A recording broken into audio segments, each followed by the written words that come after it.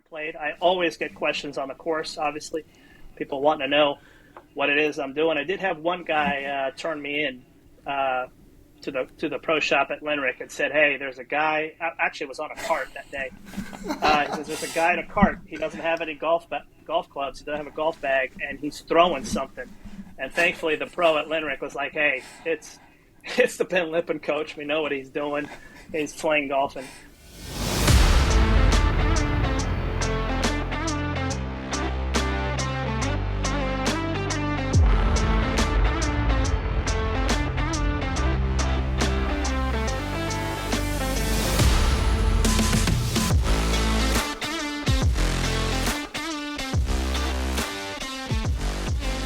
Hello, ladies and gentlemen. Welcome to another episode of the Whole Story Podcast. Robbie and Jonathan here, and we've got a special guest today. We're talking golf, but it might be slightly different than what you expect. Before we get started, always give thanks to Western Birch, some friends of the program. I don't know how much they would be interested in FlingGolf, what we're going to be talking about, but Western Birch makes incredible custom wooden golf tees. They are way high quality. Jonathan, he and I were laughing about them because I got him some of I think they're the Fleetwood models, the short tees, and he's colorblind, so he couldn't see them, so he ordered some white ones. And I think he got him a hat too. But Western Birch is a great partner. Check out westernbirch.com. Use the code BestBall in the shipping cart, and you get a free gift. But many thanks to Lewis and the folks at Western Birch. They're incredible. But our guest today, John Fernandez, let me give a quick little bio. Head girls golf coach at Ben Lippen School in Columbia, South Carolina. He's also the assistant boys golf coach. And Ben Lippen is where I went to high school, and it's where my kids have gone to high school, and my daughter is still there. But he is also, and what we're really going to dig into, he's an ambassador in South Carolina for this thing called FlingGolf. So, John, welcome to the Whole Story Podcast. Thank you, guys. I appreciate it. I'm pumped to be here. Before we get to Fling, because that sounds like a lot of fun, but obviously you're involved in, as the disc golfers call it, ball golf as well. So why don't you talk about how you got into the world of golf to start with? Yeah, sure. So I grew up in South Florida. I tell people, Miami, if you played one course, you played them all because they're flat. There's a lot of water, a lot of sand. But I was introduced to it in college, and then I got a job up in Charlotte in '96 with First Union, and they had a golf league. And I was like, that sounds pretty cool. So it was 9 holes twice a week for 4 months, and it was the best golf I have ever played. I mean, I was playing consistently. About 100 guys were involved in it. Some guy ran a handicap system. So that got me the bug. And I've never really been real good, just good enough. You hit that one shot and you think, man, I think I can play this game. And so I've just enjoyed being on the golf course. It's, as you guys know, just a calming place, even in the chaos of trying to find your ball in the trees. So I've always loved the game. It's obviously a very social game. And so I still, like Robbie said, I still coach golf. I still enjoy playing. But this past year, I've probably played more Fling golf than traditional golf. So how did you, and I know Ben Lippen, it's a small Christian school, and it's one of those, hey, I think you've played golf, you're now going to be the coach kind of things, or whatever sport you might have played. So what is it like coaching high school girls and boys in golf? Yeah, that's a good question. So last year that was my first year coaching golf. I was kind of asked to do it last minute, and I said, sure, I'll give it a try. And, some people were like, man, you're crazy taking a group of girls onto a golf course. But let me tell you, I loved it. I loved being around them. They're a ton of fun. They say funny things. Now, I have a daughter, so I feel like I'm qualified to handle teenage girls. And we had some drama. We had some tears. But it was all good. And really, I had a blast. I really enjoyed it. And I found out what I want to do when I retire. It's probably coach girls golf. So really did enjoy it. Nice. Very nice. Drama and tears. That sounds like when Jonathan and I play together. Right. Right. Hopefully less bad words. Yeah, it was actually, the one that was crying or had some tears. She just wanted it so bad. It wasn't that she was angry at anybody. She was so competitive that she was like, "I'm not doing what I love it, but I'm like, but there's no crying on the golf course. So wipe it up and get out there and do what you can do." So yeah, it was fun.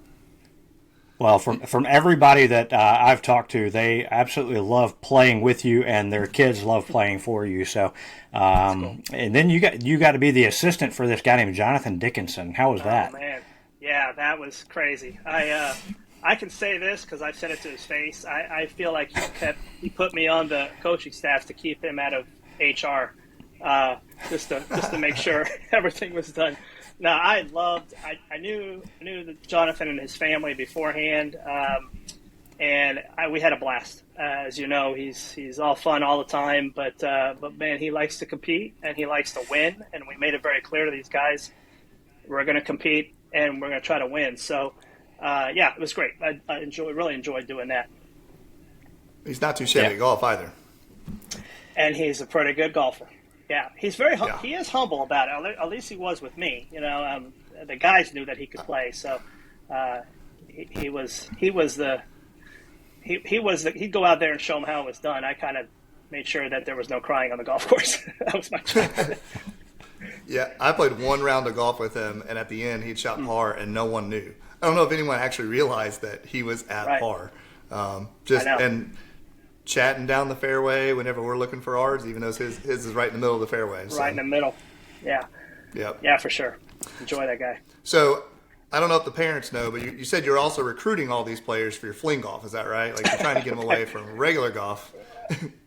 Yeah. So I think the statement that was said to me was, we're not sure if this team is going to win a state championship. This is the girls' team. And I said, well, that's fine because we'll be the first FlingGolf state champions of South Carolina. And that was to our athletic director, Shannon Glenn, and he just kind of rolled his eyes. He's been out with me playing FlingGolf. And so I will tell you real quick, I did introduce him to him one time on the driving range. They were all asking me, Coach Fernandez, what is that you got in your hand? I took that thing and threw it 200 yards. And they were like, let me try that. I want to try it. And so it did spark their interest a little bit.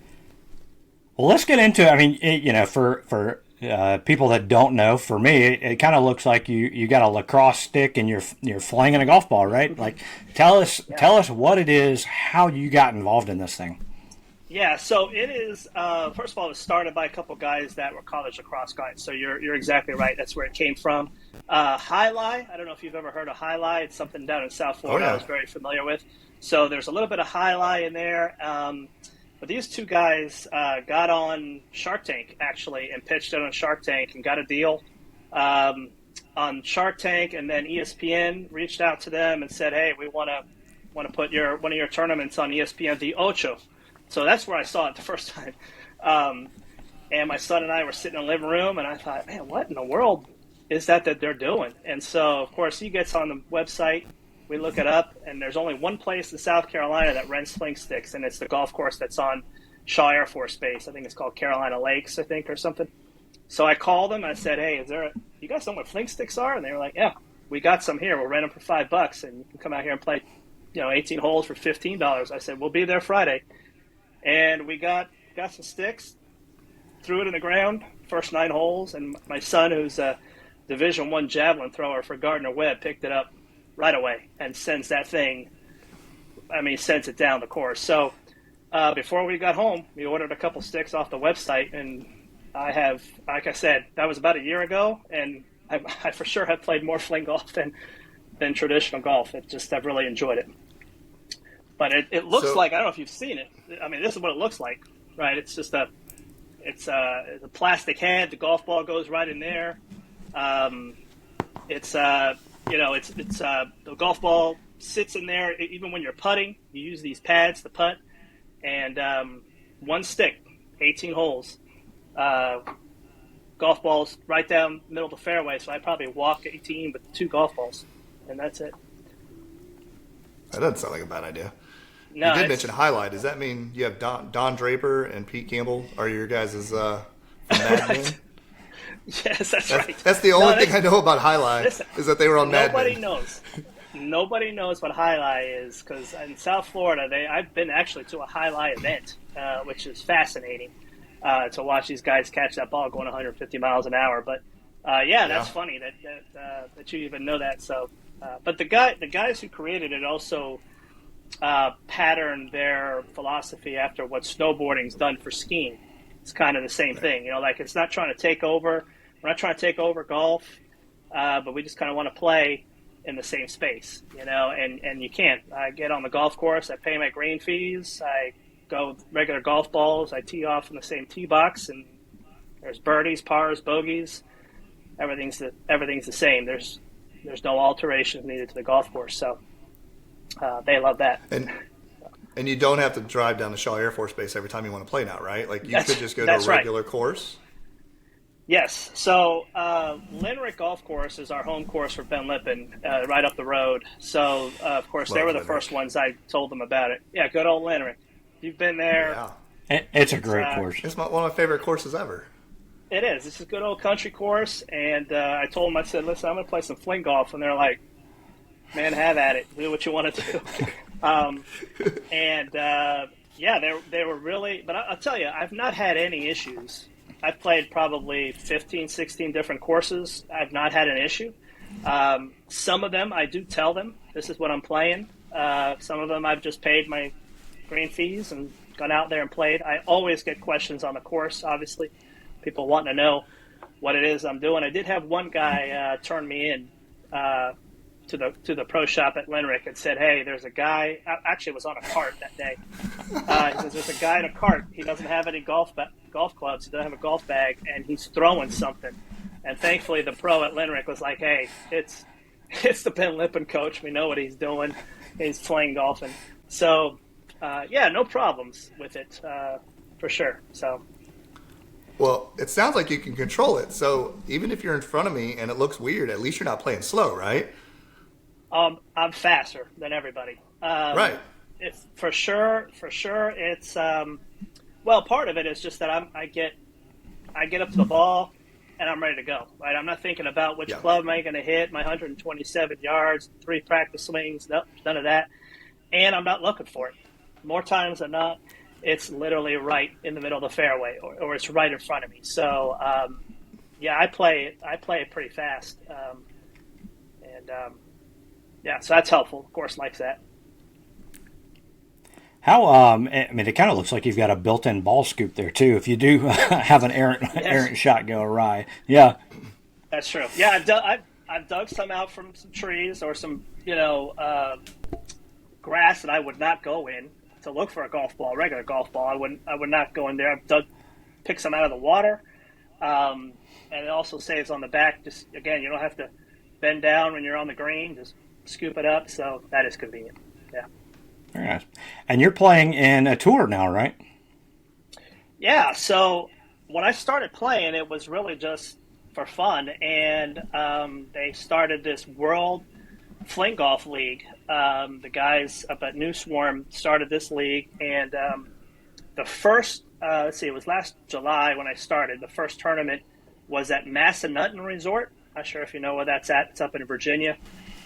It's a great course. I would not want to play it regular golf. I mean, it's a true mountain course, tight fairways. But I signed up for it. Took my son, took Calvin up there with me. I said, let's just go up there and check it out. And, man, I caught the bug. I mean, there were about 100 of us up there playing fling golf. And Saturday was an individual tournament. Sunday was an alternate shot tournament, which Calvin and I played in. And, I've played in one in Florida. I just played in one in Delaware. And actually, at the end of this week, I'm going up to Western Pennsylvania to play in another one. So, so it's a blast. From a technique perspective, so I get sort of grip it and rip it, right? If you need to shoot it all the way down the fairway, you just launch it. But how is it whenever you get close? How do you deal with sand? Because I'm not good at sand at the regular club. I'm not exactly sure how it works if you're flinging it. So that's a good question. The sand, same as in golf, it should be a penalty if you're in the sand, right? Same thing with fling golf. Usually when you're throwing it hard, you're going to come one of your feet's going to come up off the ground. In the sand, you can't your feet can't leave the sand. So it does restrict Oh. how hard you can throw it. So if you're in a fairway bunker, you're not going to throw it 200 yards, So there's a penalty with that. If you're in a green side bunker, then it's really not that big a deal. The only rule is you can't touch the ball in the bunker.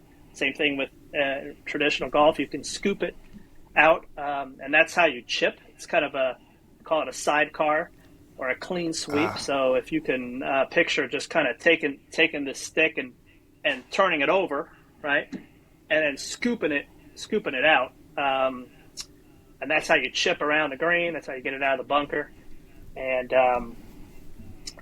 so that's a good question with the bunkers. And then, with on the green, you can putt it. Putting, I would say, is probably the most awkward thing because this thing doesn't weigh anything. It's super light. So this putting slug, right? They call it putting slug. Put a couple golf balls in it, gives it some weight. Slide that right in here, and it just sits in there, gives it some weight, and you putt it like a long putter. And I will tell you, I don't have a long putter in my golf bag.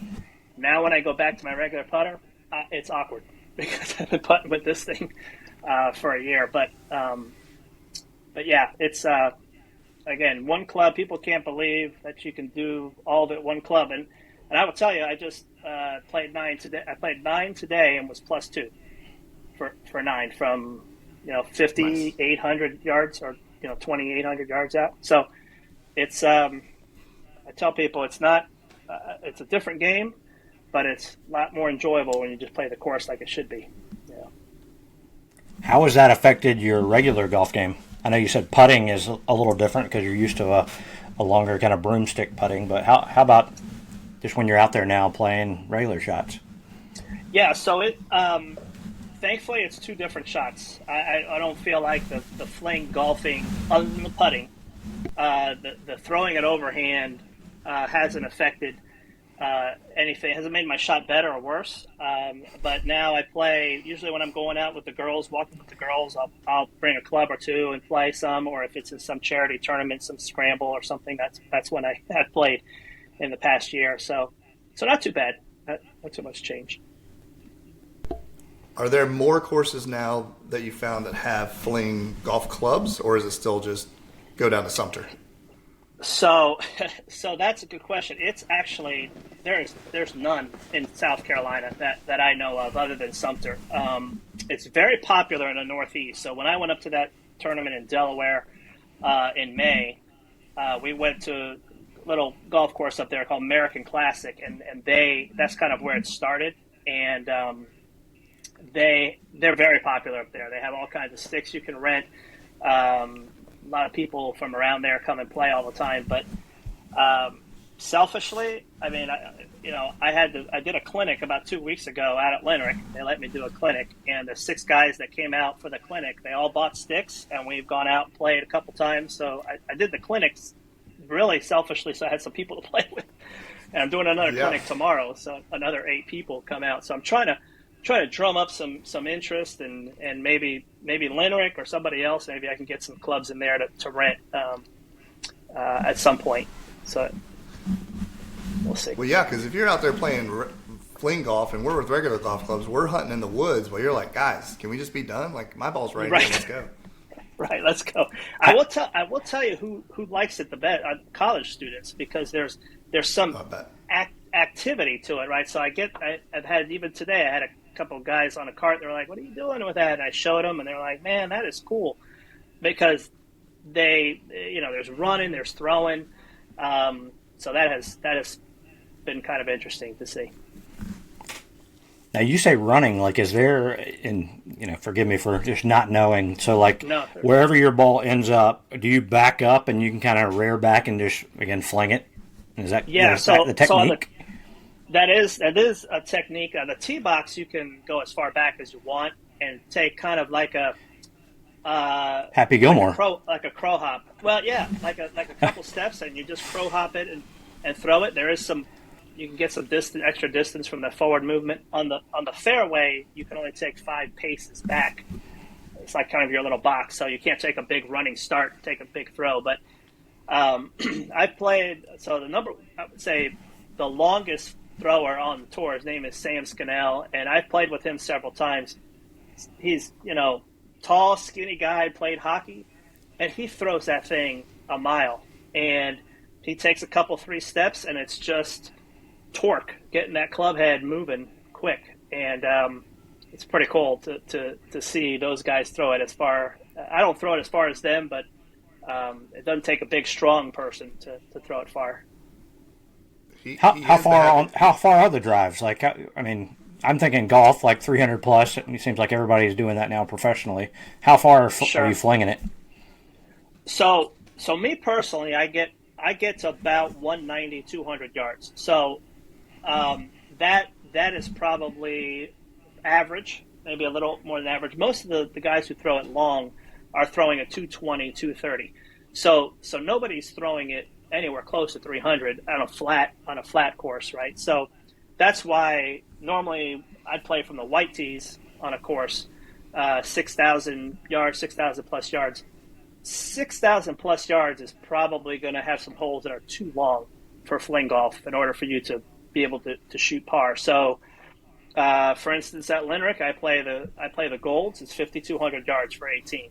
I have played the whites, which are 6,200 yards, and there have been a couple holes where I just can't get there, green and regulation. So there is a kind of a sweet spot of distance. And when we go to these tournaments, they put their own tee boxes. They make it so it's a FlingGolf favorable course. So that's helpful. I think everyone should play from the golds. I did it the other day. It was a lot of fun. Yeah. Pull out some irons. It wasn't FlingGolf. It was just regular golf. Pull out some irons. Right. Have a day of it. Right. So it was a lot of fun. So to throw out our boy Jonathan, one day we had the guy. The guys want to hit it. These high schoolers, they want to be Bryson. They want to hit it 300 something yards. And he finally told him, said, "Listen, you're all starting from the reds. Take the driver out of almost every hole. Learn to shoot your short irons and your short shots." It was just, that's smart. And so with FlingGolf, it's the same, right? You can get out there, and the cool thing is to throw it really far. But if you want to be good, you got to dial in that 120, that 110, that chip shot, the putting. So a lot of times I'll go up to a putting green and just chip and putt, and just like you would do if you were trying to get good at traditional golf. And the guys who win on this tour are really good at doing both those things. So. Are you allowed to bring your traditional golf putter, or do you have to use the FlingStick? Yeah, so at the tournaments, it's only the FlingStick. Yeah, you would only use the FlingStick. There have been some some people that recreationally they just take the putter because it's too difficult to putt with the long one, which is not really cheating. It just kind of the spirit of the whole thing is just to play from tee to green with just the FlingStick. Seems like a lot of baseball analogies, like a cork bat or something like that when you bring a regular putter in there. Yeah, that's true. So besides you doing your clinics, how do you get people involved? How do people learn about FlingGolf? How do they, who you and your son were the ones that went out to Shaw and played, but somebody, let's say in the Low Country or in the Upstate or something, and how would they go to their course and say, "Hey, I want to try this FlingGolf thing"? Yeah, so on the website you can put on there like I'm an ambassador for the sport, so I'm on the website as an ambassador. I've had 3 or 4 people go to the website and out of the blue just send me an email and say, "Hey, I saw that you are an ambassador and you live in Columbia. I'd like to check out this thing called FlingGolf." And a lot of times they heard about it probably on YouTube, or they saw the ESPN, when ESPN showed the tournament on there. So I've had 3 or 4 people reach out that way. Every course I go to, I've printed up little poker chips with a QR code, FlingGolf, and every course I've been to, I say, "Listen, if you're interested, I'll come here with a handful. I have a bunch of Fling sticks. I'll come and I'll put a clinic on, or I'll show some people." So it's really just kind of a word of mouth right now. But this company's been around for about 8 years, and they've sold more sticks in the last year and a half than they did previous 6 years. So it's growing. The word's getting out. It's just really, it's up in the Northeast mainly right now. So we'll see. Well, Lacrosse has definitely made its way down here, so Yes. I imagine FlingGolf is shortly behind. So, Robbie and I have a guerrilla marketing tactic. You should take those coins and just like toss them in the woods, and it should just be like, you're bad at regular golf, try fling golf. So here, And then whenever they're looking for their ball, yeah, Right. when they're looking for their That's ball, true. then they can find it. That's a good point. I should try Bury that. it in the sand, Yeah, when they hit it because out, they're going to hit 3 or 4 it's shots. Right. your salvation from your bad golf game. That's what I can tell them. That's right. Well, one of the guys that his name is Austin. He's number one fling golfer. He goes by Showtime. He is a showman, but super nice guy. He actually volunteers at golf tournaments to stay at a par 3 and tells the participants, "Hey, listen, I'm gonna throw one with this FlingStick, and you can use my ball if you want to." He just did one a few weeks ago, and he said out of 34 groups, 27 of them used his shot on a par 3 because he just, like a dart, just puts it right on the green. So that's another way of just kind of spreading the word. People look at it and go, "Oh, that's kind of cool," you know. So I might try that. If you get a hole in one on a fling golf, do you still have to buy the round for everybody in the bar? I think so. Because listen, I have never been close to a hole in one in traditional golf, but I've been 8 inches from a hole in one in fling golf. So I never thought I'd even be close. So yes, I think that still holds true. I still think closest I've ever been, it was hole 2 at Limerick. So mine too. Yeah. It was my best round of golf. I was 1 under through 2, and then I think I shot a 10 on number 3. Yeah. Okay, three will eat you up, right? Caught in the water a number of times. Yes. No doubt. Have you played fling golf with regular golfers, like in the same group? Oh yeah. So I'm sure they wouldn't mind me saying this, but I go out and golf several times with Shannon Glenn, who's the AD over at Ben Lippen, Brian Larson, who's the assistant AD, Tony Fajardo, who's the head of school there. We all go out and we hack it around. There have been a couple times when I'm like, you know what, you guys hack it around. I'm playing fling golf, so I'll play with them. I don't know that they really. I don't know if they enjoy it or don't enjoy it. Shannon always gives me a hard time because he's like, "John, you're cheating." I'm like, well, maybe it's because maybe you can't do it. I don't know.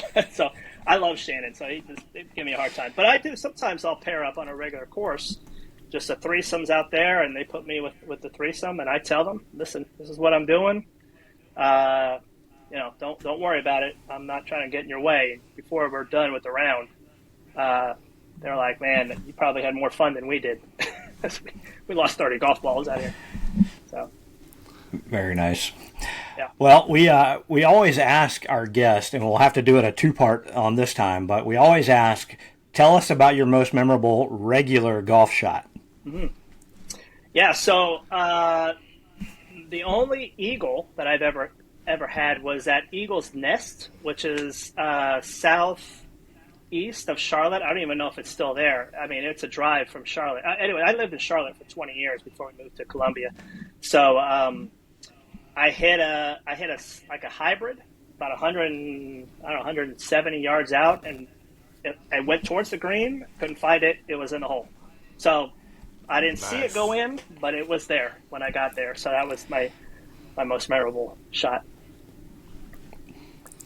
All right, the flip side, yeah. What's your most memorable fling golf shot? So where I almost got the hole in one, which was over at Oak Hills. What is that? 17 par 3 on the back 9. It was about 150 yards out, 152 yards out, and my son was with me. He said, "Dad, I think that's close." And here's what's funny is that 50 years old, I lose that golf ball when it's about 20 feet coming down. I'm like, now I can't see it. So I got to ask my 22-year-old son, I'm like, "Did you see it?" He was like, "Dad, I think it's close." We get up there and it's 8 inches from the hole. So I was pretty pumped. Took pictures and all that. So very nice. Nice. Yeah. Hey, golf friends. This is Robbie from BestBall. Are you looking for the ultimate Myrtle Beach golf experience? Well, it's only a click away. Check out the 2-play special at 2 of America's most awarded public golf courses and 2 of my personal favorites. Caledonia Golf and Fish Club and True Blue Golf Club are low country masterpieces featuring two iconic Mike Strantz designs. Play these two incredible courses for one great price. Visit truebluegolf.com to learn more about the two-play special and book your tee time today. That's truebluegolf.com.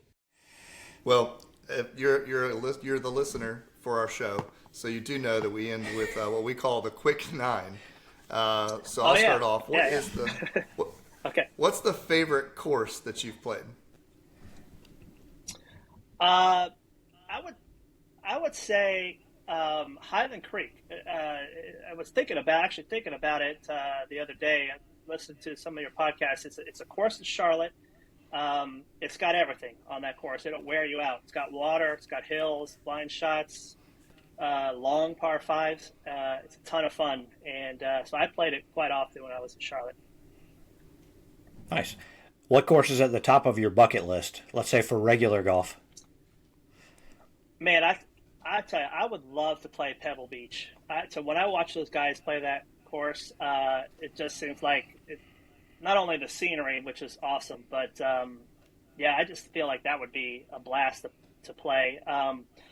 There's a course in Charlotte that I've never played. It's called the Peninsula, and I've heard it is top notch, and it's right there on the lake, Lake Norman up there. So I may have to go back up there at some point and bring the FlingStick and play it, but that's a local one. But Pebble Beach, I think for me, would be the top of the list. The rates are going up at Pebble Beach, so you better hurry. Yes. I heard $1,000 now. That's ridiculous. I know, that's ridiculous. As long as it's not windy, I think I'd be okay. I saw a video of somebody, I think they were at Pebble Beach, in the par 3 there, and the fog, you couldn't see your hand in front of your face, and they were saying these guys paid $1,000 and they can't even see the hole. I'm like, yeah, that would be my luck. And you'd have to get a caddy to carry your FlingStick. That'd be the easiest job for that guy that day. Yeah. So, if you could pick a dream course to host a FlingStick or FlingGolf tournament, what would it be? Man, I think maybe this is a patent answer, but Augusta. I think Augusta would be a ton of fun. I've been there once for a practice round, and it was an amazing course. Honestly, Pinehurst, watching these guys play the U.S. Open, I'd love to take a shot at playing some fling golf and watching that ball roll off those greens like those guys. So, I don't know. That would be fun. Good challenge. You could get some pretty good loft, right? Because you've got more control. Yeah. Yes. The only problem is there's no backspin. The ball comes out. If you get it up high enough, it'll come down straight and it'll stick if the green's soft enough. But there's no crazy backspin like these pros get. None of that. But yeah. All right. Who would be in your dream foursome? My dream foursome. Okay, so I'm a big basketball guy. I played basketball in high school. I didn't play any college basketball, but I love playing basketball. I've got an old man basketball league up at Ben Lippen, of which I'm the oldest guy on the court now, which is hard to imagine. But I've avoided it because I like my Achilles. Yeah, well, I have to banks open all day when I'm going to play hard and when I'm not. But when a 22-year-old's covering you, I tell them all the time, listen, I got 10 fouls. I'll foul you as many times as I want, because I'm 50. And but my dream foursome, Michael Jordan's my all-time favorite player. He's the best there is. And I actually, I'll tell you a quick story. Michael Jordan, Davis Love III was somebody who I was able to transport from the airport to the Wachovia Championship. And supposedly Davis Love taught Michael Jordan how to play golf at Chapel Hill. And I said to Davis Love, he was sitting in the passenger seat, I said, listen, I just have to ask you, do you have Michael Jordan's number in your cell phone right now? He says, I do. I said, so you could call him and he would answer it. He goes, I think he would. So anyways, Michael Jordan, I'd have to go with a bag of money because I feel like that's the only way to get him to play at his best. The other guy would be Steph Curry. Big Steph fan. My son went to the same high school that he did, and he's a pretty good golfer. And so, and the third one would have to be my son Calvin, simply because he would be in awe of those two guys like I would. I would just love to see him watching them do their thing. So that would be my foursome. That's a good day. It's a good day. Yeah. All right. What's your favorite snack on the course? We gave you a heads up. This might happen. Yeah. So, no question, it's cream cheese and chives, Lance's chips. I love those. I'll dig for those at the snack shop. Peanut butter ones, I'll eat them if they're there, but the cream cheese and chives, I eat them all at once, probably. You had me excited for a second because I thought you were going to come up with some like make it home cream cheese on it with some chives and like we're Jersey bagels here or something like that. Okay, just cream cheese, just chips. Chips. You like chips? Crackers. Yeah, exactly. Yep. All right. What's your favorite golf course logo? Well, I like the Pinehurst logo with the little kid there. Oh, just classic. That's fun. There's one from up north that's got whistling straight. It's got big guy blowing like. Yeah. I saw a hat of that the other day. It just looked cool. That's a cool logo as well. Yeah. We host or help produce the Caddy Tales podcast. Those guys are caddies there at Whistling. Oh, yeah. So yeah, it's maybe that that's is where a very I saw cool it. logo. One of them had a hat. I want to say one thing. I want to shout out to Ryan Cummings. I just listened to that. He mentioned having Mike McDaniel in his foursome, which I thought was fantastic. And maybe if I could have a fifth guy in my group, Mike McDaniel would be an absolute blast. I'm a big Dolphins fan as well, big South Florida sports guy. That guy is quirky. He's weird, but man, he would be fun for 3-4 hours. Absolutely. Yeah, I think it'd be entertaining. What is your favorite thing about coaching golf? Oh man, that's a great question. I sit in front of a computer all day long, and I'm be honest with you, being around these young people, whether it be on the golf course, I help out with the baseball team there at Ben Lippen. I love being around them, and it gives me hope for the future. And maybe, I'm just a big fan of the kids that are at Ben Lippen, but man, it just they make me laugh. They say quirky things. They keep me thinking, keep me on my toes. So the coaching part of it just gives me that opportunity to be around the kids. So I do enjoy that. Great answer. All about who you're with. All right. What professional golfer would be best at FlingGolf? That's a good question. I've never thought about that. Man, you know what? I would go. I know this is crazy.